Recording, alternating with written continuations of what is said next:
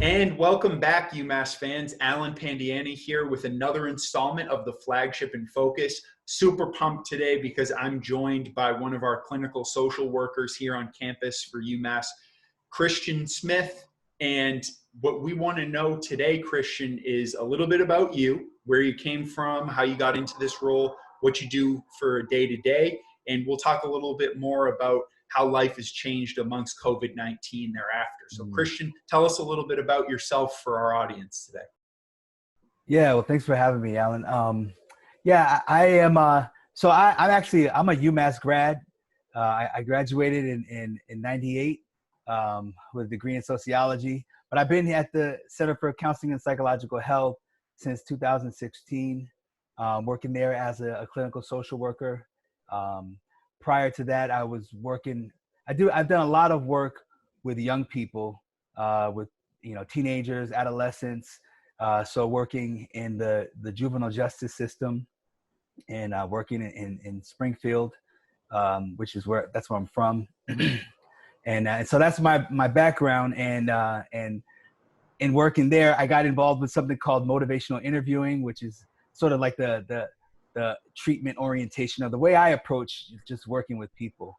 And so, yeah, I've been here for the past 4 years now, and I really enjoy working with the students, supporting them and trying to help them navigate this time in their life. It's a crucial time in life.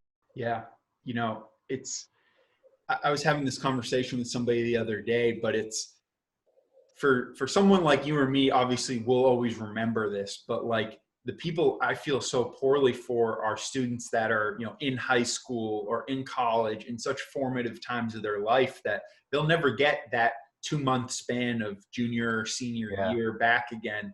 If you're a high school athlete or something like that, you'll never get that spring, women's lacrosse season back or whatever it is. And it's been really interesting to me. I have cousins that are in high school still and a couple that are still in college, and it's so different in terms of how they're coping with this. What's interesting, I find, is the younger ones are doing significantly better than the ones that are currently in college. And I think a lot of that is they're hyperactive on TikTok, and they're extremely active using House Party. So, I mean, for them, I think it's because they're digital natives, it's like this was just kind of like a extra long Sunday or something like that, where they're just not seeing them face to face.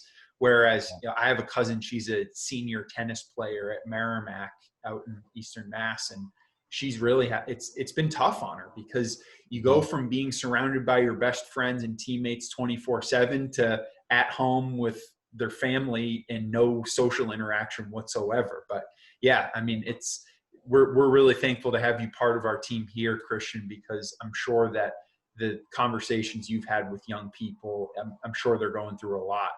And with that being said, Christian, I think it would be helpful for our fans watching today to know, under normal circumstances, let's say pre-January 2020, what your role looked like in a sort of day-to-day standpoint. Yeah. So, prior to, the disruption in the way we do things, a lot of my time was spent meeting with students. CCPH, it functions like a mental health clinic. So there's about 40 of us practitioners there, social workers, psychologists, psychiatrists, and we spend a good part of our day in therapy sessions, counseling sessions, meeting with students. But one of the things that I really loved about making the move here from where I was before, which was just in private practice, was that there is variety. And so I've really enjoyed being able to do what we would call as outreach. So going out into the campus community and doing events or doing programming where we're doing some psychoeducation about how to manage stress or just how to make the transition and the adjustment. I run a couple groups at CCPH. I'm really excited about both of them, but the one that that I've been doing there for the past few years that I really did not even see myself doing ever was it's called ADHD Toolkit. And when I got started out as a clinician working with little kids, every hyperactive 5-year-old that would, have trouble at school, they'd send them to someone like me and say, this kid's got ADHD. And at the time I had no idea really, like, how do you help this child, or what do you do? But I loved how being at UMass has helped me understand the impact that ADHD has on someone, especially academically. Mm-hmm. And so I love doing this workshop for students every year, because every year, every semester I do it, I see so many students just get empowered and realize that there are actual things that they can do to increase their productivity, to feel like they're more on top of things, they're more organized, they're managing their time, or they're just more aware of what they're dealing with, and that there are actually things that can improve their productivity. So I do the ADHD Toolkit, and I also started a group this year called Always Forward, which is really focused on working with students of color. The title in itself, Always Forward, it's just talking about how as a person of color, you feel that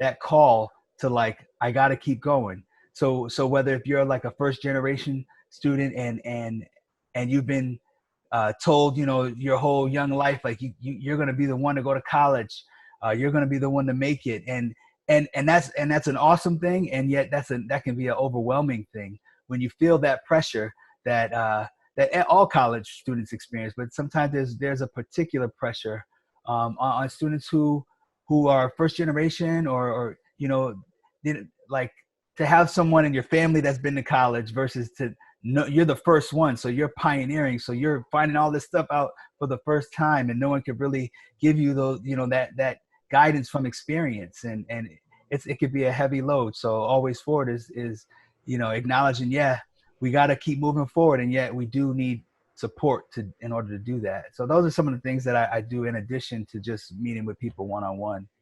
That's awesome, Christian. And I know something we talk about extensively in athletics, especially with our director of student athlete development, Amanda Ekabu, is, allyship, and how, Yep. especially for our athletics staff and coaches and support staff, allyship is one of the best things we can do for people that have an underrepresented population on our campus, to make sure that they're feeling support and that we're addressing their unique needs. Because somebody that might be coming here from out of state, that's coming from a completely different type of school precinct than, a person that might be a native of Massachusetts and grew up in Massachusetts public schools their entire life. That requires a concerted effort on our part to make sure that we're setting up that young man or woman when they enter into not only our university, but into our athletics program, to make sure that we're setting them up for success and giving the tools to them that, beyond just the basic academic pieces, or I don't say basic meaning it's easy, but those are sort of the core components that come along with being a student athlete here. It's things like having manner and etiquette workshops, helping them in terms of doing dress rehearsals and prep for job interviews or money management, or how to have conversations about mental health, or thing that might not be second nature. I know it's certainly not second nature to me to discuss those types of things. And that sort of programming that we're able to help cultivate amongst our student athletes, I know is going to pay dividends for them down the line, well beyond when they're done with their competitive career at UMass. So we're obviously very thankful for what you're doing for us on campus here right now, Christian. I think it'd be great for our audience to hear from you what life has been like post January 1st, let's say, really when we've been in the throes of this. And I'm sure that your caseload is just through the roof right now as a result. Mm-hmm. Yeah, well, it's I think what I've been experiencing is it's not fundamentally different than what a lot of people experience, and that is just how do I do this remotely? What does that look like?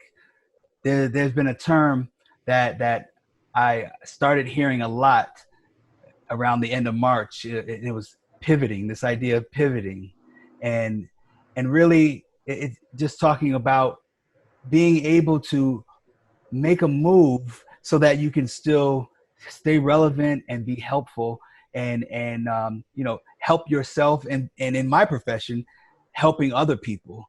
And so pivoting with our services has been the initial part. So we actually weren't right away like bombarded with like a lot of people, because we weren't even accessible necessarily. Everybody's gone. We're off campus, and so I mean, I give credit to the leadership team at CCPH, just diligently working, trying to figure out ways to do this, and really the whole staff. I mean, our staff, they work so hard as a collective. I think we really function as a team in a lot of ways. And so right away we broke into our um, work groups and interest groups. And so you have one group researching about practicing across state lines, because that's a new thing. That's generally, your licensure doesn't allow you to do that. But what happens in a situation like this? Learning about the different etiquette, even for telehealth, because when you're doing these meetings one-on-one with people, or group or whatever, I mean, we're not used to doing this in a professional way. And so trying to figure all that out. So I was in a ton of webinars those first few weeks, just trying to learn how to do this, learn how to do telehealth, but also learn, like, okay, how do we deal with something like this? Because the term unprecedented is like the word of 2020, and yet that implies is that we've never seen anything like this. So how do we navigate this, and how do you help someone navigate a place where you've never been, or no one really around you's ever been? And so I think initially it was just a lot of learning, and going through these webinars, and trying to consume as much information as we can while we're trying to move forward and get our services going to really meet the needs of the students. And it's been great, like in terms of being able to connect with students and be able to talk with them, to meet with them through Zoom and even on the phone. But we've also just been trying to figure out how to get the messages to students, because the way adults learn, and the places where adults like take in information is not the same as the college generation. And so trying to figure out all that, and how to utilize social media and utilize other forms of communication, because we really just want to support students, and it's tough, so like their situation is tough in a lot of ways. I mean, I know that they really want to get back and get their stuff out of the residence halls and all that. So I think that's what I've been. I mean, that's kind of like what I've been consumed with, but it's been good, honestly, in that way. I think I'm an introvert by nature, so I thrive kind of like in this. Like, I kind of thrive. I don't need social interaction to thrive. I might thrive more with limited, like, face-to-face or big groups or things like that. So it's been helpful. It's been helpful for me personally in growth. I mean, it's hard too. Right. And that's the thing. It's so many people aren't used to doing things this way. And I was on a webinar the other day with a athletic director from a Power 5 school who was talking about how it had really changed their perception on work from home or telecommuting, where I think there used to be this stigma around, well, people are at home, that, they're just going to treat this like a vacation. And I'll say, I know from my staff that I manage, for some people, their productivity, Here it comes. it's through the roof. I know what you're going to, yes. And it's like, It is. And so much of that, I think it's about environmental factors. For me, Yeah. I'm not going to lie. Like, it took me at least, 10, 14 days just to get used to, because I'm a kinetic person. I'm always over 14,000 steps a day, just ambient, just that's not factoring in a Right. run I'll go on or something like Right. that. So Right. I'm like a pinball going off the walls all the time, up and down the hallways, everything like that. And Yeah. that took me a little while to get used to not being able to do that. But what I found was, when it came to deep work, like, some extensive spreadsheet analysis or a budgeting forecast or something like that, Yep. I felt like I was on, in a new place from a output standpoint, because there are no distractions, and I can just close my Yeah. door and, mute all my notifications and everything, and nobody's going Yep. to come knock on my door or anything like that. And Yeah. You get in the zone. exactly. So I think Yeah. that this is going to change from a society standpoint in terms of how we perceive telecommuting, work from home, et cetera. And Yeah. I saw this thing last night. It was on Twitter. I forget the account, but the guy was like, this COVID-19 pandemic is going to change things for a lot of reasons. And it's going to change CEOs, especially in Silicon Valley's thoughts on telecommuting. And it showed case in point, and it showed a $2.7 million house in Palo Alto, California, compared to one in Columbus, Ohio. And the one in Mm. Palo Alto was like an 1,100 square foot house. The one in Columbus, Ohio was like, it was like just under 5,000 square feet or something like that. And it's like, I just think there's so much more quality of life to be had for people whose learning styles or work styles may actually align with telecommuting or doing things virtually significantly more than under the previous paradigm. But anyways, Yeah. well, Christian, No. we're so grateful for everything that you're doing for us. Something I like to end my shows with, especially during this time, is asking our guests what sort of preventative measures or things people need to know about COVID, and where in the past with people I've had on, it's skewed a lot more towards the physical, sneeze into your elbow, wear a mask, those types of things. I think it'd be great for our listeners to hear from you right now about how, if they don't have super high EQ or able to perceive that someone's going through a tough time, what are some things that people should be thinking of in terms of some of the mental health challenges their friends, coworkers, children might be going through? What are some cues we should be looking for, and what are maybe some ways we can drive meaningful conversation that's going to help overcome some of that? Mm-hmm. Yeah. Well, I think one of the biggest tools that I use as a therapist is validation. And so people are going to experience a lot of things. They're going to experience a lot of different things. And I think being able to validate it and not, and suspend any judgment that you have. I heard someone saying this really early on, and it just resonated so much with me. People have different levels of responses to this. And I think it can be easy. So it can be easy to like make hero out of like the person who's like, I want to get out there and I want to do this, and like adversely make someone else maybe not feel great if they're saying, I'm stressed by this, or I'm overwhelmed by this, or this whole thing makes me sad. I think just being able to allow someone to feel however they feel about this, because the reality is, like, no one knows how, and there is no right way to respond to this.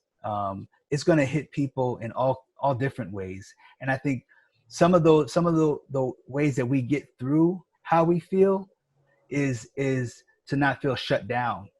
And we feel shut down when someone judges our response, or they judge what we say, or they try to correct us or fix us, instead of just like bearing witness that, yeah, this is hitting you like this, and that's okay. So I think that would be that would be my input as far as like, because I think we have such an opportunity. We have such an opportunity to draw closer to each other, to support each other, more. And it does break my heart a little bit when I see more division coming from this. But at the same time, it's like, I think empathy is so important. Like I may not agree with what people do, but I can understand and empathize with someone who's been out of work and wants to get back to work. I mean, I can empathize with that. Like, I can feel that pain, and I need to acknowledge my own privileges in that I'm not in that situation. I'm thankful that I can still work and still do this, and yet I know not everyone can. And so, what can I do? At the very least, I can be compassionate. That is a hard situation to be in. Right. Yeah. Well, Christian, just to wrap things up here, we thank you so much for appearing today on the Flagship and Focus. What's a great resource any of our viewers can check out if they want to get more resources that we might be providing from a campus standpoint?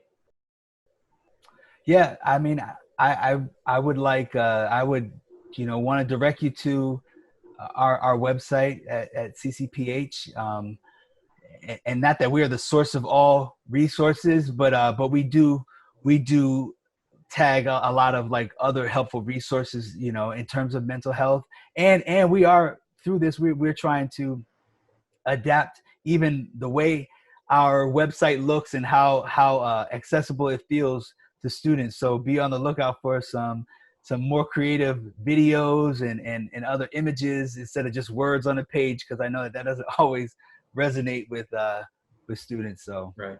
Yeah. Well, Christian, we thank you so much for being on today. UMass fans, we'll see you next week with another installment of the Flagship in Focus. Until then, have a great day, and we'll see you soon.